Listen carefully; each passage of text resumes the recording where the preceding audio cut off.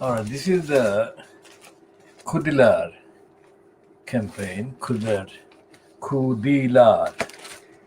TV channel being broadcast online on the internet from London, UK on Tuesday, the 2nd of March, 2021.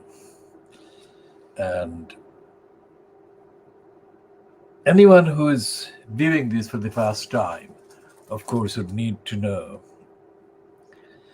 that this broadcast is called World Exclusive Diagnosis of Fleet Street. Fleet Street being primarily the name of a street in London, but in this context, it is the collective name used to denote newspapers that are published from London, newspapers that are wrongly called the national newspapers.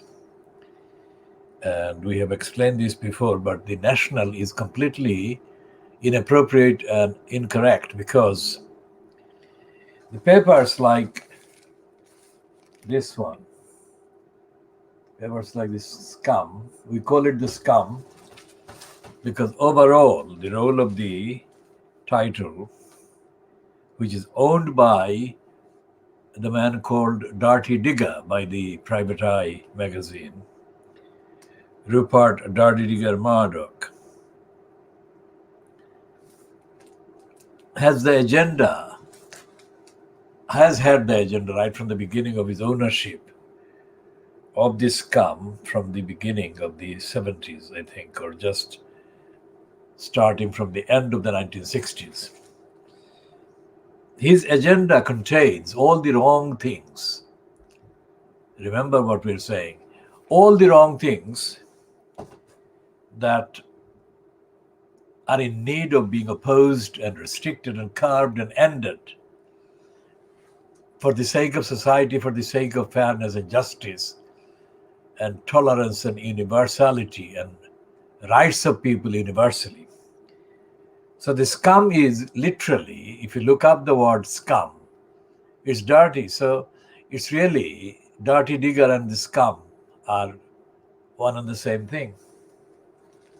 When the Levison inquiry was set up by David Scameron, and there is another editing of the name based on the conduct of the person, not because we need to have a distortion of his given name.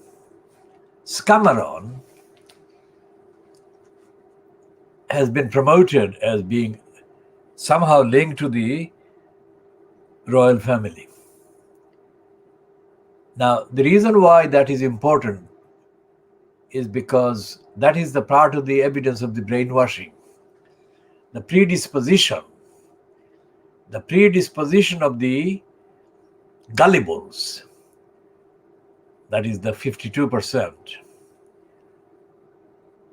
to be brainwashed and to want to be brainwashed. That is what it proves. And that is the part of the audience or the public in the UK that the promoters were targeting when they inserted the so-called royal link of Scameron. Well, that is stage 2. The first stage is the idea of some human beings like Brenda, who is the Queen Elizabeth II, the name Brenda given by Private Eye magazine. And we give due credit, although politically and in most things, and the evidence, strictly based on the evidence of their behavior, we condemn and reject Private Eye, which is misedited by a racist called Ian Hislop. And because of his behavior on the record, his prejudice, his racism, and his corruption, we bring him down on the level of his behavior and call him Piss Off, Ian Piss Off. Now, Ian Piss Off is part of the brigade of criminals that actually control the so-called mainstream. Despite the fact that they run a column or a page or section in the private lie magazine called Street of Shame, which is supposedly about the diagnosis that we are doing, but that is not a diagnosis. That is tickling one another. Tickling. Because they belong to the same idea, same mentality. The Street of Shame peddlers of lies and Jan Pissoff and his colluders. And Pissoff has been paid millions of pounds under the pretext of the Have I Got News for You, which business he runs along with Paul Martin. And those millions belong to the license fee payers. So the private lie magazine has not really investigated any of the major flaws in the BBC, and it has never really investigated the operation of the license fee at any stage. And the biggest claim Private Eye has had, as is evident in the running by it in cooperation with or in association with the Guardian, of the annual thing called the Paul Foot Award. The Paul Foot Award is completely exaggerated and absolutely unfounded. Claims are made about it, and via it and via the actual claimed contributions to journalism or contribution to investigative journalism by Paul Foot, whom I knew, and whom I knew as an absolute racist idiot, despite the fact that he has his name attached to this so-called unique award marking his legacy of investigative journalism. He was no investigative journalism, not in my book, not by a long stretch. And there has been no investigative journalist in Britain ever. That is what I'm saying.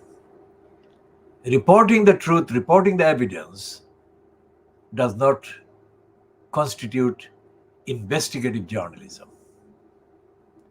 Investigative journalism begins with the rejection of the line that the government, the MPs, the parliament, the councillors, the council, and big business own society and own the narrative, own the agenda that should be applied to the society or what remains of society. Because remember, the people that are and have been in place in government at the expense of the society are people who believe that there is no such thing as society, as was mouthed by the horrible anti-democratic racist Maggie Thatcher. And we say racist because of our 1978 interview with the ITV, in which she said that people were concerned about being swamped. She was the original racist in those decades that gave racism the kind of boost that Donald Trump actually followed years later, and weaponized her hatred against Muslims, against other people from Africa and Asia, as a weapon of political exploitation to get into power. And her particular interview on the World in Action, I think in January 1978, containing that phrase, gave her an extraordinary boost with the gullibles, the 52% of the electorate or the population who are predisposed to embrace and accept any tool and any kind of launched racism and hatred and idiocy. So this is the kind of updated commentary on the purpose and the general perspective and the context of this program, which we call the World Exclusive Diagnosis of Fleet Street. World exclusive is meant literally, evidentially. As I have been saying, in the context of the UK, there are 3 or 4 schools that are known, more widely known, as connected with journalism of one sort or another. There is the Glasgow University Media Department and the Cardiff University Journalism School and the City University Journalism School, and the more kind of down-to-earth, if you like, journalism-linked thing called NCTJ, National Council for the Training of Journalists. So these are the 4, but there may be others less known and less kind of cited. But even if we confine the examination of the role of the kind of media schools and media training operations, and we look at the conduct and the contents and the curriculum and the narrative and the personnel involved in the 4 that I have mentioned, there is the evidence based on their history, their record, and their role and their orientation and their bias, that they are objective or that they are universally or entitled to be called on universal levels independent of the various elements of power that I have outlined before. When I applied for a job in the City of London, not because I wanted to, but in order to get the evidence as to how they behave. Now, I'm an economist in the conventional sense of the term, and I'm a demographer, and I'm a political scientist, and all the rest of it. And I'm an international constitutional law advocate and thinker and commentator and all the rest of it. So I didn't have to apply for a job in the finance field only. I could have applied for anything. But the interesting thing was that when I was interviewed by a white man, the stupidest question he asked me was, "What does your father do?" Now, whatever my father didn't have anything to do with my application for a job or my suitability for a job. Absolutely not. But that was one of the kind of indications of the corruption in this population, if you like, that has been allowed to fester for hundreds of years. And that was completely unsuitable. I mean, for the records, I mean, my father was a multi-skilled person. He was a mathematician.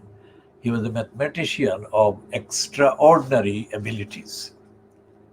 He could calculate faster than any computer could. I mean, all kinds of calculations he could do. And anyway, he was a mathematician, he was an architect, and he was a builder. And he was multi-skilled, as I said, multi-talented in terms of those skills. So what could I tell this idiot? But that showed the condensed hostility and racism on his part. Of course, I didn't take the job. I was accepted by many, and I didn't take the jobs, because taking the job in any of those fields entailed necessarily subordinating yourself to somebody else who is stupid, ignorant, and unfit for purpose, and they cannot begin to supervise me and what my purpose would be. So that is the unfitness of these jobs. and I will discuss the various other flaws in the society. But essentially, these people that have been in power, for example, David Cameron, which is what I started with. Dave Cameron has, of course, is a shameless, absolutely shameless embarrassment, because what he did on more than one occasion while he was in place as the so-called prime minister, with guaranteed access and regular contacts with Brenda, the so-called monarch, was to disclose private conversations with her or insinuate,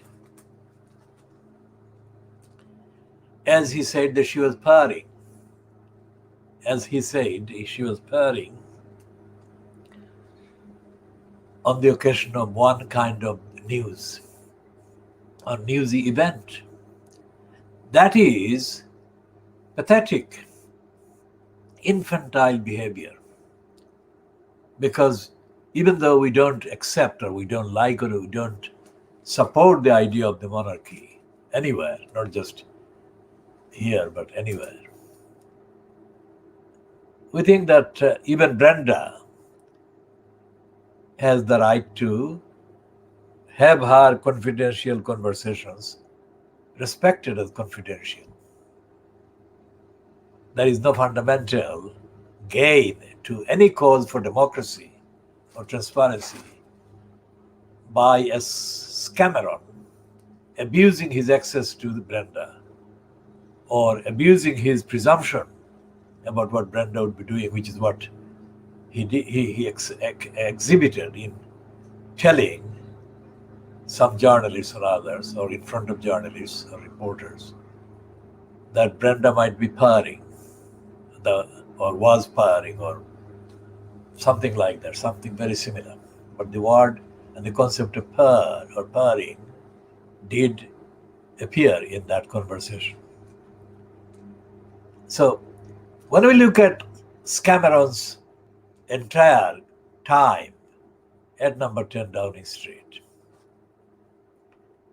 and in the context of the morality and the ethics and the role of racism, we find two things. One is that he went to Nuremberg. Now remember, Nuremberg was notorious or on the records for two things. One was the Hitler speech, Nazi speech, and Hitler's declaration of Nazism in the way that he did from Nuremberg or at Nuremberg. And then after the end of hostilities, the trial, which was intentionally, deliberately, and correctly held at Nuremberg by the forces and by the powers that had been involved in defeating the Nazis. Now, what was the third thing that happened with Nuremberg? It was David Cameron, whose racist obsession propelled him to go to Nuremberg and give a speech that contained references to pro-racist kind of agenda. Think about that. And it was symbolic, as much symbolic as anything else. And this is the unique insight into the role of the British press, so-called, as embodied in the phrase Fleet Street. None of the Fleet Street papers, including the Guardian, which pretends to be not like the scum. They never commented on Cameron going to Nuremberg. And he went to Nuremberg not long after he appeared in Tower Hamlets at 28 Commercial Street, not far from Brick Lane, at the Toynbee Hall. And anyone familiar with the Khoodeelaar campaign and the narratives and other campaign activities and commentaries that I have been publishing would know that I have found on the evidence, strictly on the evidence, the role of the Toynbee Hall, the location of the Toynbee Hall, as part of the internal colonial kind of culture and administrative operations run by the powers that be, as the saying goes.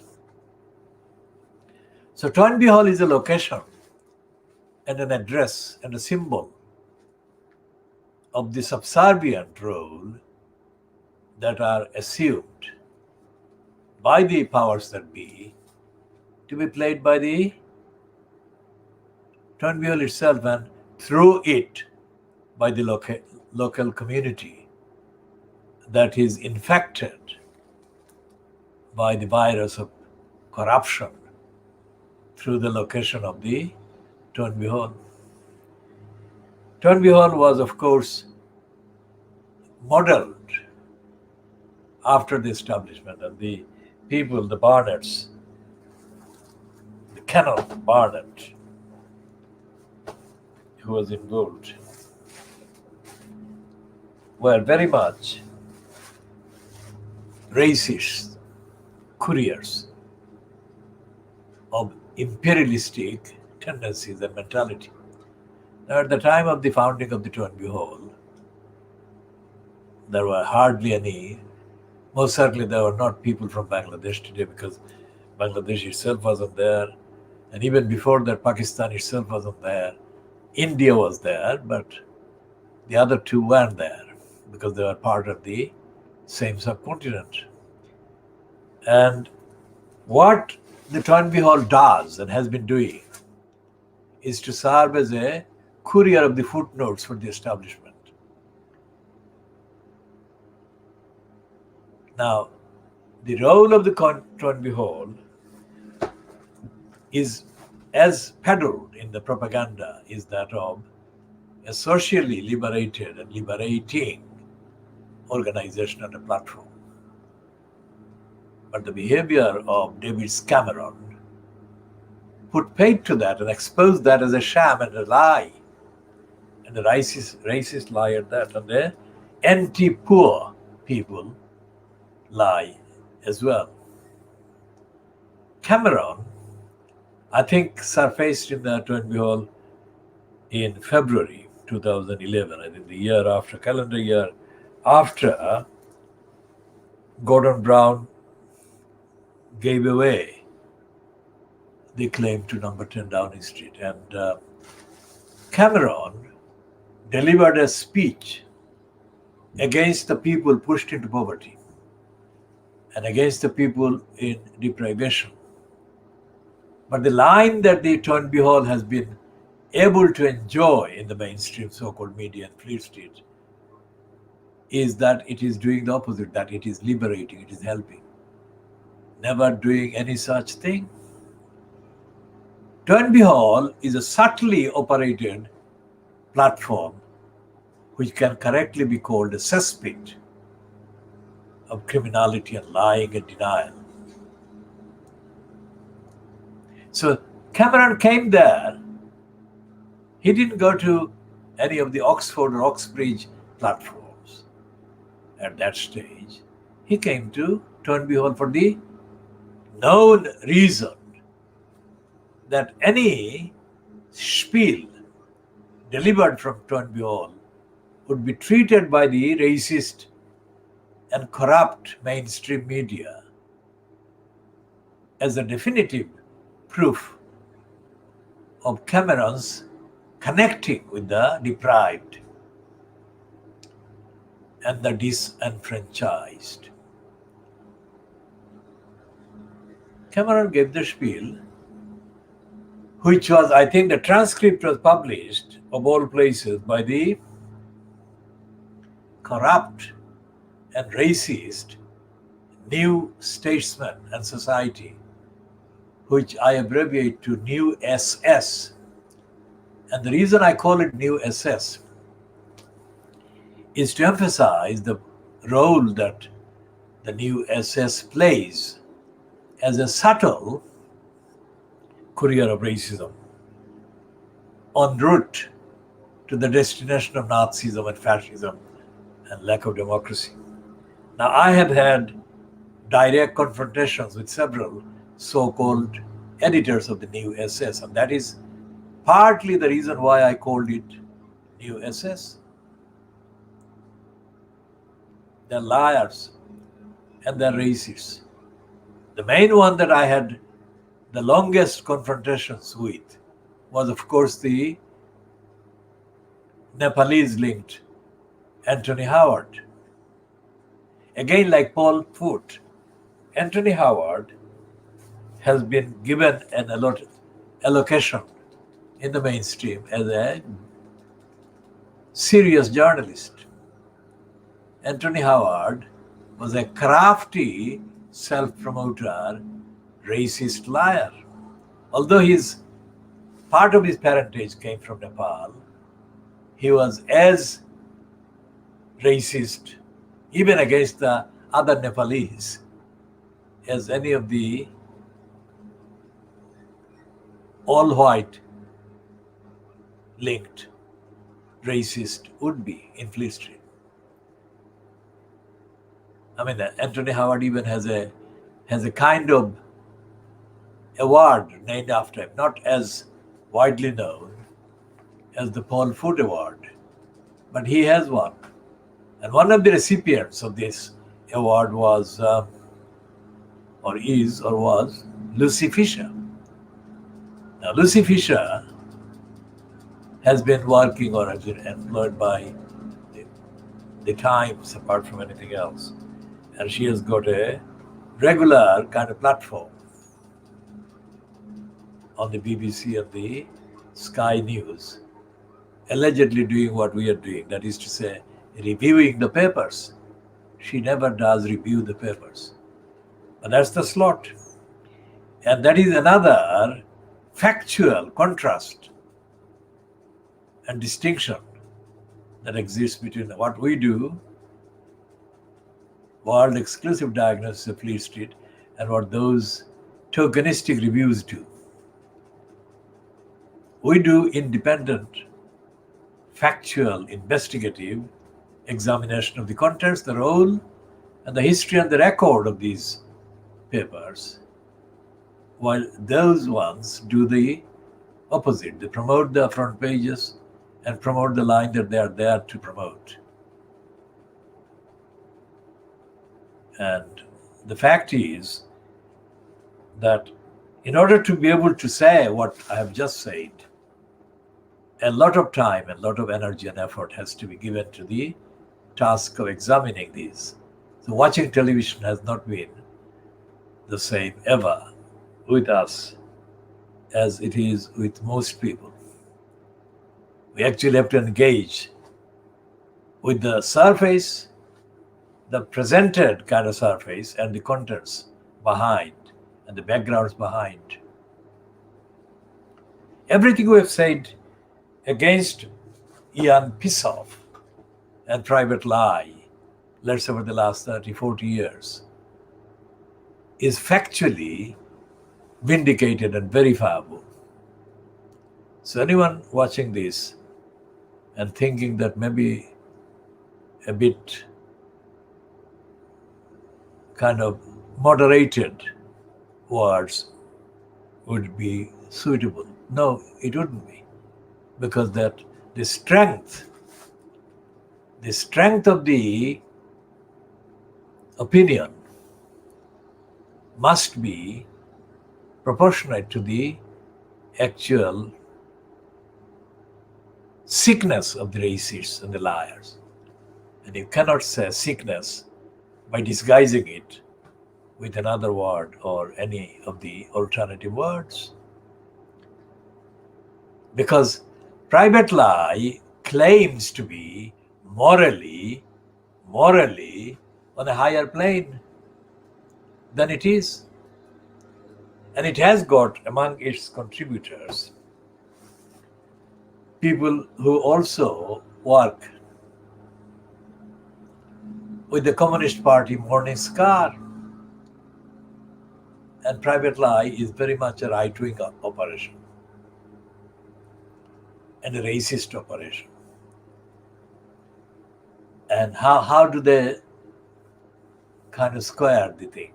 How do they actually justify working for two very apparently opposing ideological platforms?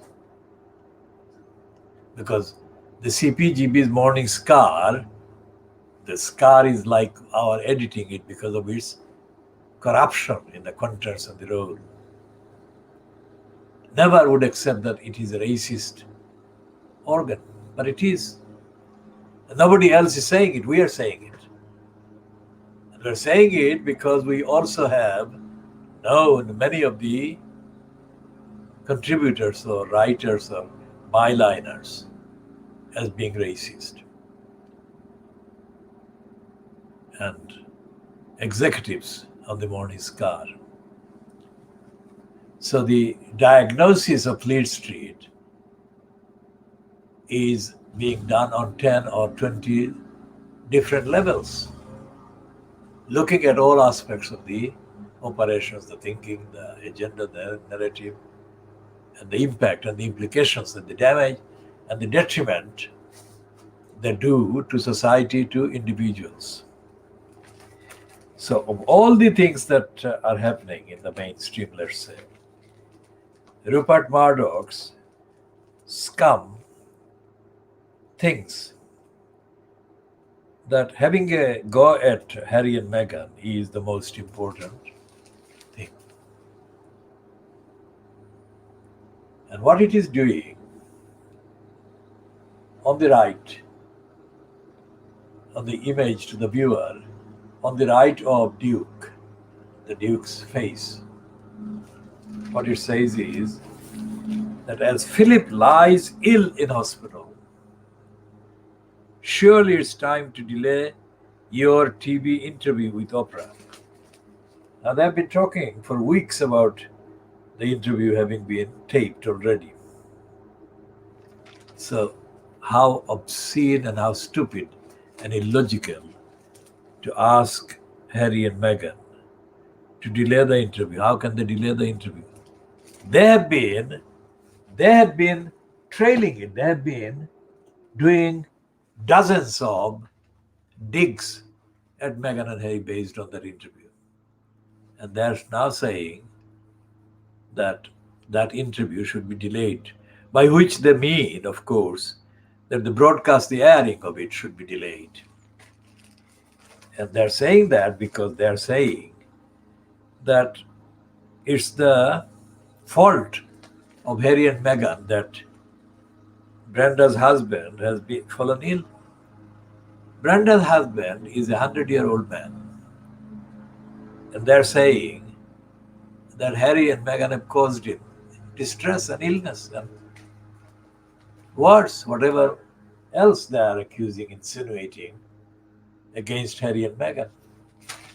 Now, in the history of the corrupt royal family, or the corrupt history of the royal family, there has never been anything like this.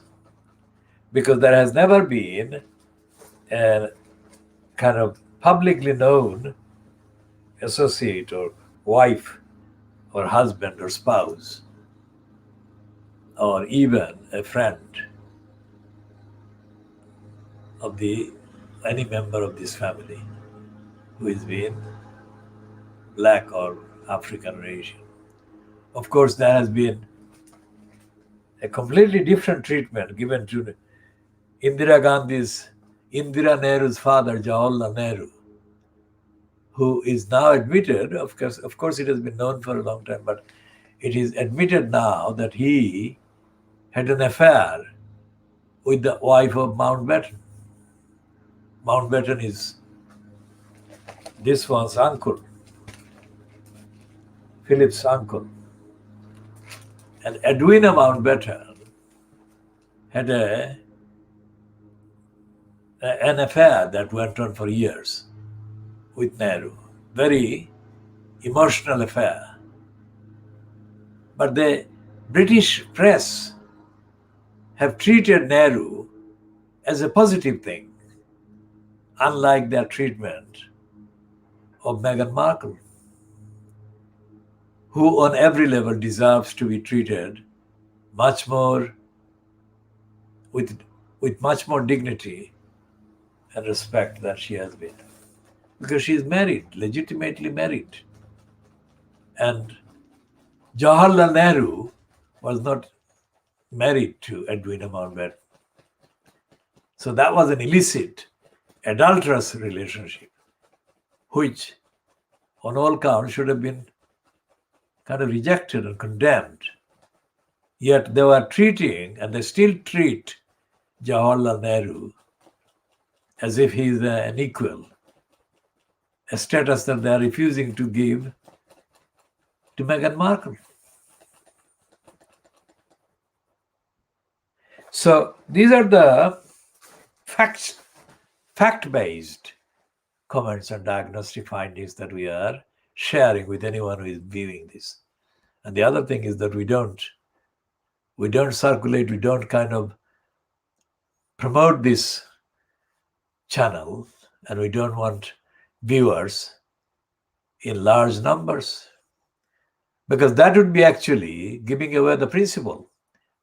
We don't want to have viewers as the criteria for the quality and the standard and the morality that we are posting and we are publishing. Anyone who is interested in finding out what we represent can find us. That's simple technologically. But we shall not do anything to kind of encourage any diversion, that these thousands of numbers or millions show that we have a higher moral quality. Those numbers don't.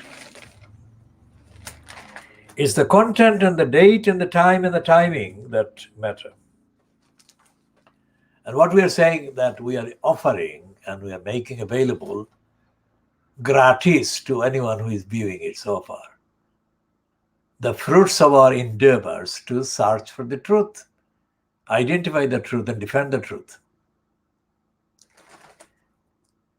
And the Murdoch scum is running on pages 4 and 5, this one.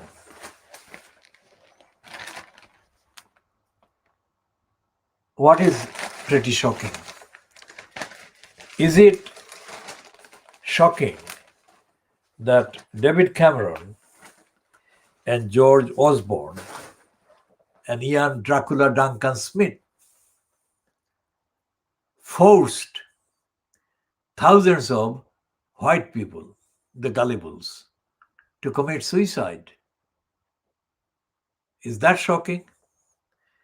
Or is that shocking that Meghan Markle and Harry have successfully established themselves as people that Oprah Winfrey would like to interview? I mean, what is shocking about that?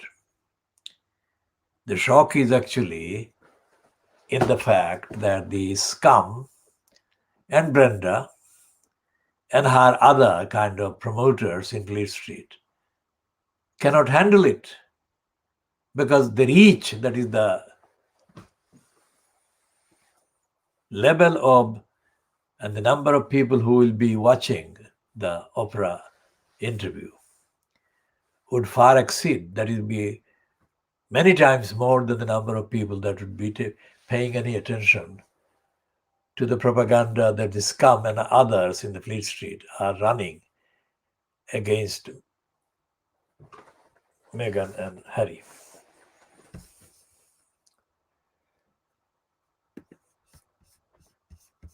So that is the introduction to this part or today's broadcast. And we shall be continuing in the next part, because we shall end this part, part A, at this time, 2 minutes to 10 in the UK time and also in GMT on Tuesday, the 2nd of March 2021.